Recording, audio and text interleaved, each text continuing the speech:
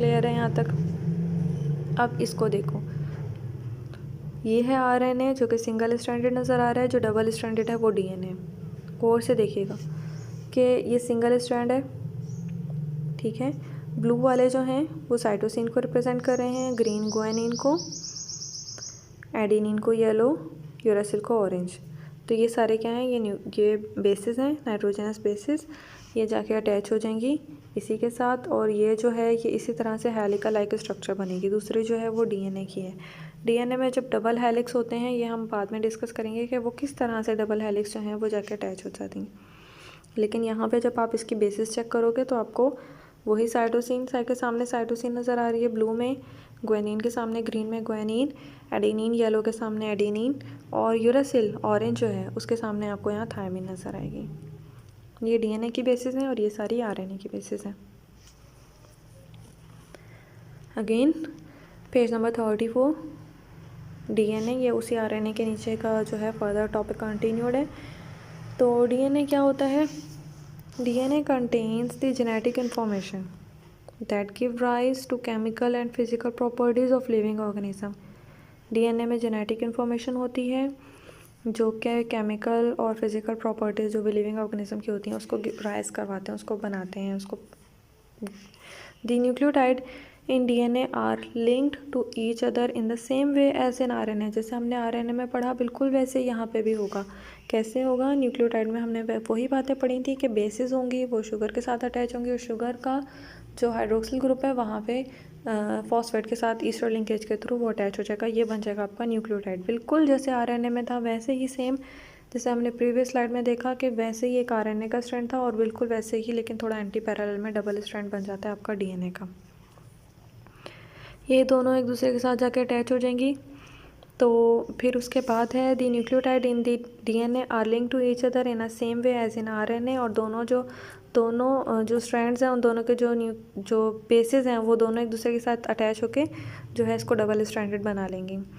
However, unlike RNA, DNA is a double-stranded molecule or a double helix, and sugar present in it is 2-deoxyribose। यही फ़र्क है main, याद रखिएगा। DNA में 2-deoxyribose है और RNA में राइबोस शुगर है। Moreover DNA has the pyrimidine, thymine, not uracil. दूसरा फ़र्क क्या है? जब हम RNA की बात करते हैं तो RNA में आपको मिलता है यूरासिल, लेकिन जब आप DNA की बात करते हो तो इसमें यूरासिल नहीं होता बल्कि थायमिन है। क्लियर है? इसके बाद आ जाओ शेप ऑफ डीएनए मॉलिक्यूल। अब डीएनए होता कैसा है? वॉटसन एंड क्रिक ने 1953 में हाइपोथेसाइज किया था किसको, डीएनए को, कि डीएनए जो है वो मॉलिक्यूल डबल हेलिक्स है, उसमें डबल स्ट्रैंडेड होते हैं। The double helix of DNA, उसको उसने निकनेम किया था coil of life. It can be visualise by a spiral staircase की तरह इसको आप विजुअलाइज कर सकते हो, जो कि एक सिलेंड्रिकल एक्सिस के जो अराउंड है वो बंधा होता है। फिर उसके बाद bases are on the inside of the helix. ये हमने पिछली स्लाइड में एक में डिस्कस किया था कि आपको नज़र आ रहा था उसमें कि जो बेसिस थी दोनों स्ट्रैंड की वो बीच में थी, बाहर की तरफ नहीं थी, तभी वो एंटी पैरेलल थे। The bases are on inside of the helix and the deoxyribose and phosphate on the outside. The helix in most of the DNA is of right-handed type, that is the helix rises toward the right. Double helix of DNA A and B जो इसमें major represent करेगा major और minor group respectively. ये further यहाँ पे देखें जो point हम डिस्कस कर रहे थे ये थोड़ा सा और क्लियर है व्यू। दो ये डबल स्टैंडर्ड चलते हुए आ रहे हैं, ठीक है। अब आप देखो आपको मिड में नज़र आएंगी बेसिस। एडेनिन जो है ग्रीन में, ये डबल बॉन्ड के साथ बॉन्डेड है थायमिन के साथ जो कि पर्पल में है। फिर जो ऑरेंज में साइटोसिन है वो बॉन्डेड है ग्वानिन के साथ, थायमिन जो है वो एडेनिन के साथ। ये सब इनसाइड हैं, ठीक है। दोनों स्ट्रैंड डबल स्ट्रैंड हो रहे हैं ना, दोनों के जो इनसाइड हैं वो हैं आपके पास बेसिस। फिर उसके बाद बाहर की तरफ देखो, दोनों में नोट करो तो शुगर और फॉस्फेट ग्रुप जो है वो बाहर की तरफ है। ये जो फॉस्फेट डीऑक्सीराइबोज हैं ये इसके बैकबोन की तरह इसको सपोर्ट करती हैं। ये लिंकेज है इसको, ये जो ईस्टर लिंकेज होगी ये इसको सपोर्ट करेगी। अच्छा रिपीट करवाएं एक पॉइंट आपको मैं, ये फॉस्फेट और शुगर के बीच में ईस्टर लिंकेज आएगी, यहाँ पे जो बेसिस के बीच में वो हाइड्रोजन बॉन्ड आएंगे, ठीक है। ये इसी तरह से कंटिन्यू चलती जाएगी आपके पूरे डीएनए की जो पूरा स्ट्रैंड है वो। पेज नंबर 35 आप ही की बुक का।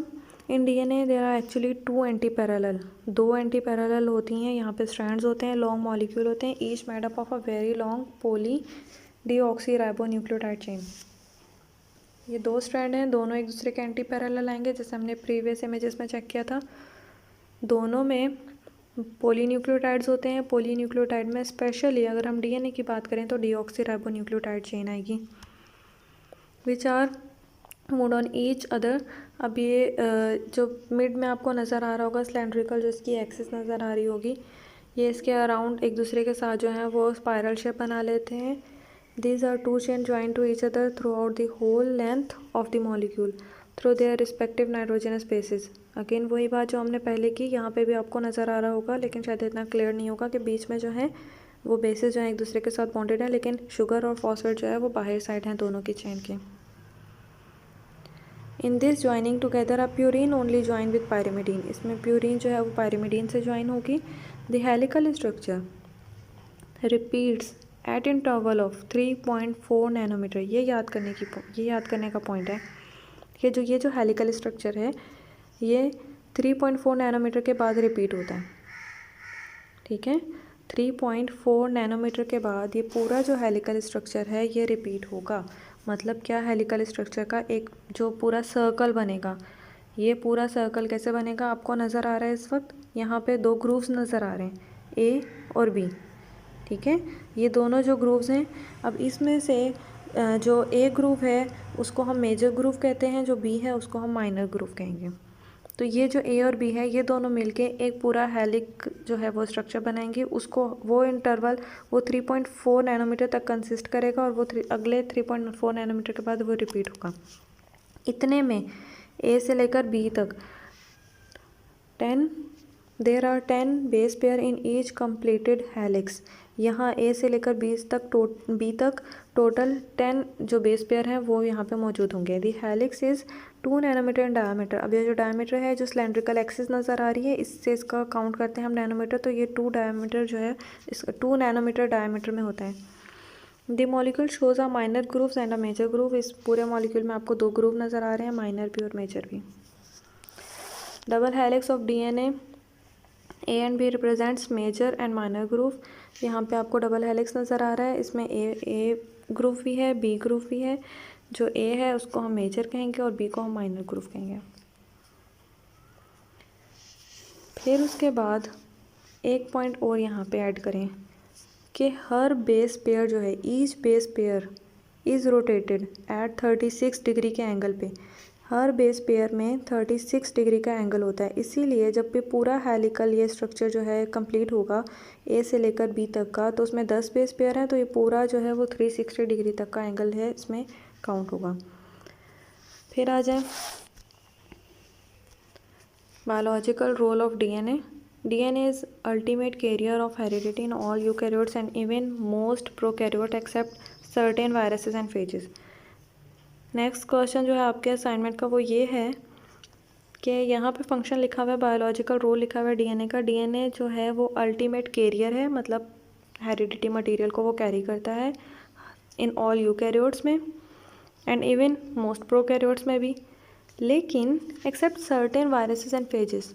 तो क्वेश्चन ये है मेरा कि अगर डीएनए वो हेरिडिटी मटेरियल कैरी नहीं करता, तो उन वायरसेस और फेजेस में ऐसा कौन सा मटेरियल है जो कि हेरिडिटी मटेरियल को, जेनेटिक मटेरियल को कैरी करेगा। फर्दर बायोलॉजिकल रोल है पेज नंबर 36 पे। Genes are composed of DNA in which the genetic information is contain in form of codes. Gene जो होते हैं वो डीएनए से बने होते हैं, जिसमें जेनेटिक इन्फॉर्मेशन कोडेड होती है। The double helical structure of DNA explain many of the properties of the DNA.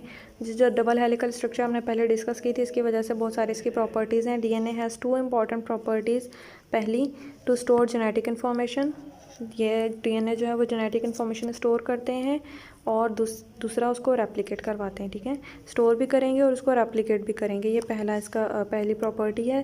Replicate क्या है? That is to synthesize double stranded DNA exactly similar to the DNA originally present and to produce messenger RNA इसके अलावा ये messenger RNA produce करते हैं through the process of transcription which will dictate the synthesis of protein.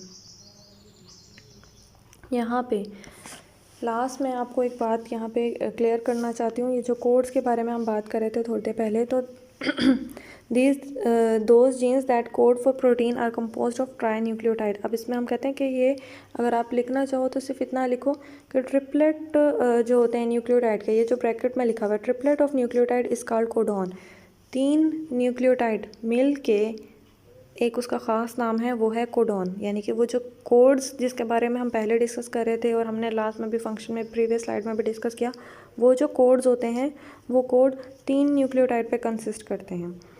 ठीक है, the genetic code is a set of rules by which information जो है वो इनकोड की जाती है जेनेटिक मटेरियल को, डीएनए और आरएनए सीक्वेंस को, और वही जो कोड है, वही जो कोडॉन है, जो ट्रिपलेट न्यूक्लियोटाइड हैं, वही ट्रांसलेट करके प्रोटीन अमाइनो एसिड सीक्वेंस को बनाते हैं, जिसके बाद फर्दर जो है वो प्रोटीन की सिंथेसिस होती है।